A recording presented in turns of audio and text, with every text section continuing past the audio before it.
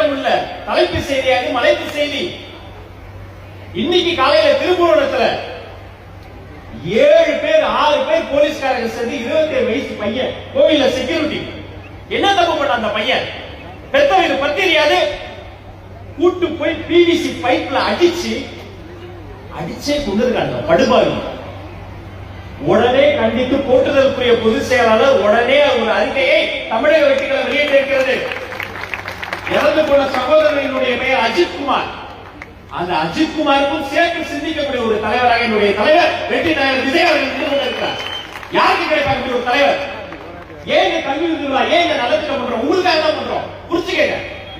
தலைவர் படத்தை பார்க்கும்போது எனக்கு அவ்வளவு ஆசையா இருக்கும். நான் சிவான் கேட்டே இருப்பேன், ஒரு படத்தை கொடுங்க.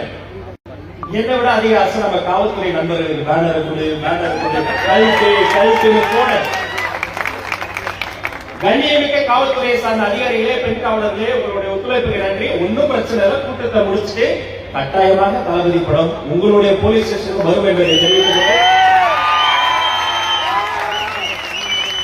இதே வட சென்னை பின்னாடி தீயணைப்புத்துறை வீரர்கள் இருக்காங்க. தீப்பிடிச்சப்ப சிறப்பா செயல்பட்டாங்க. நம்ம ஃபயர் ஃபைட்டர்ஸ்க்கு நல்ல கைத்தட்டல் கொடுங்க.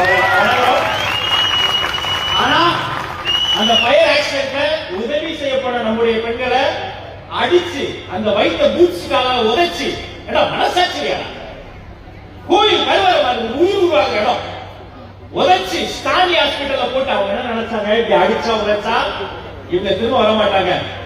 தமிழ் சொல்லி பவித்ரான இருக்கீங்க. எழுச்சி எழுதுங்கம்மா. நீ அடிக்கடி வர மாட்டா.